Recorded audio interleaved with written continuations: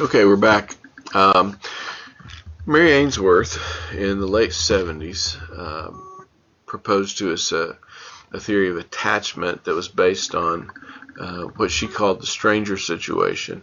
And what she did is she put kids in a little room and she would put them in there without the parent and with the parent. And sometimes there were things they could play with and different things. And she watched the children, different ages, to kind of see what they did and how they attached or didn't attach to the parent. And what she found was that there were about four basic patterns that kids seemed to follow. And basically she said that kids could have different kinds of attachment. They could have a secure attachment, an avoidant attachment, an ambivalent attachment, or disorganized attachment.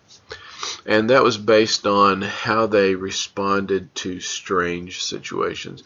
They would put them in a room. The mother sometimes would be in the room, sometimes not. Sometimes a stranger would come in the room.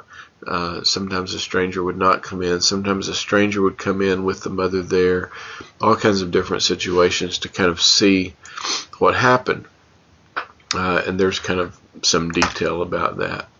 Now what she found was that there were these kids who seemed to have secure attachment. And the secure attachment kids had these kind of characteristics. They were able to separate from their parent, but they sought comfort from the parents when they got scared. When the parents came back, they were excited about it and happy to see the parents, and they clearly preferred their parents to strangers. They had some stranger anxiety. Now, I've got in these next few slides, I've got here that not only what we would see in kids who have secure attachment, but also what seems to happen in adults. So these kids who seem to have secure attachment when they're little, as adults, tend to have more trusting, lasting relationships, better self-esteem. They're more comfortable sharing feelings, and they tend to have better social support. Some kids, Ainsworth identified as having ambivalent attachment, which is just kind of what you think it might be. It's a little bit of a I don't care kind of feeling toward the parents. That I can kind of take them or leave them. It doesn't seem to make so much difference if they're there or not. These kids may be wary of strangers. They may become really distressed when the parent leaves, but they don't seem to be very comforted when the parent comes back. And she called that ambivalent attachment. As adults, we see some of those same kinds of things.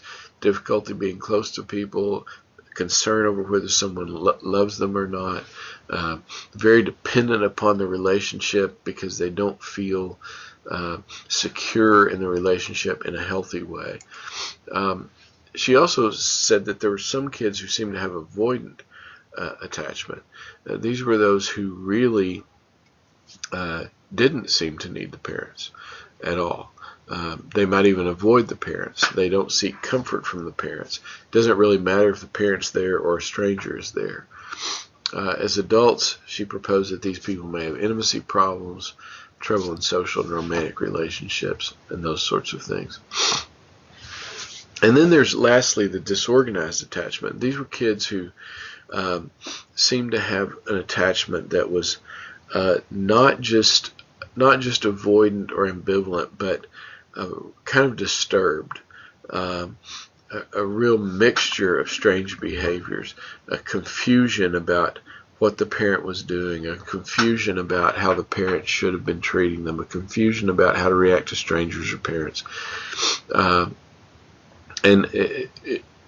Ainsworth said these kids, you can see there it says at age 6, there may be kids who take on a parental role. They're not clear what their role is in the family.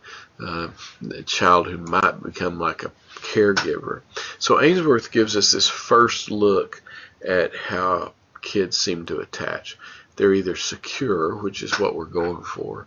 They're ambivalent. They kind of go back and forth, secure, not secure. They're avoidant. They don't really seem to care about the parents at all. Or they're disorganized, which is this confused kind of thing. The confused, disorganized attachment is a thing that we might see in kids who are mistreated, who are abused, who have some abandonment kinds of things happening to them. But we can speculate on that, of course, for a long time. But Ainsworth gives us this basic look at attachment. And the thing that we're all looking for is to develop that secure attachment in kids. Well, Ainsworth said that kids seem to need a secure home base. When she had these little kids in the room and the parents would leave and the stranger would come in, Ainsworth said that the kids that were secure tended to treat the parent like a home base. And if the parent was there and the kid could connect with the parent, then they were able to venture out and explore a little bit. So it's like they're out in the jungle or the wilderness, and that parent is their home base or their base camp. And as long as that parent is there and the parent is secure, or they're secure that the parent is there, then they will venture out. They'll explore. They'll go play with toys. They might even approach a stranger. They might not be so terrified of wandering around the room, but they would occasionally glance over their shoulder and make sure that the mom was there. Make sure that that base was still there that they could go back to if they needed to. This is a thing that you know, is kind of, there's lots of anecdotal ideas about this, you know, that the notion, I think I even posted on the discussion board something like kids need to know that they can always come home, that that home is always there and it's always a secure place for them. Well, that's not just something that we make up. That actually shows up in research, that kids seem to need a secure home base. Well, Ainsworth proposed that because of dealing with infants. It's also true of adolescents. The second time in our life when we really explore and we look at new things and we try new things, we also need a home base then. Teenagers tend to do better if they have that sense of their home being really, really secure. Then they're more likely to go out and explore and try new things and do new things, as long as they can kind of look over their shoulder and see that home is there. They can always go back to it. It's a primary need for lots of kids, and as it says there on the screen, I think it's a primary deficit for many families. The kids do not see home as a secure base. This is why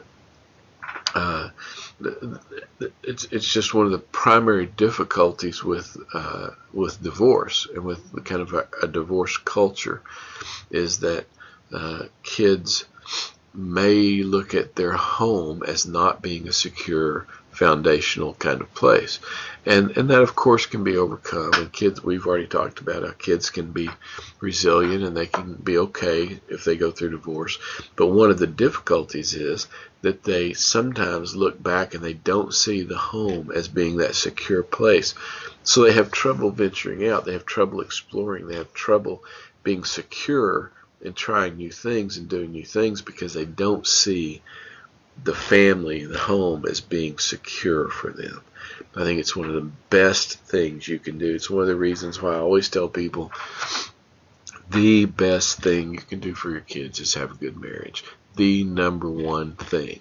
If you don't do anything else right for your kids, but you have a really healthy, secure marriage, and they see that, they have a much better chance of being okay than if you focus on all those other things, building self-esteem and treating them certain ways, but your marriage is a pile of junk. Then your kids are going to be at a disadvantage. The best thing parents can do is have a healthy, good marriage. I understand that people fail. We screw things up. I screw things up. All of us do. So I know that it's not maybe practical at some point for people that we work with to say, well, I'm going to have this wonderful marriage and that will fix everything. I understand that, of course, but as far as we can, we should help people and educate people that the best thing you can do for kids is to have a good marriage. Everything else pales in comparison to that, because marriage provides a secure home base for children.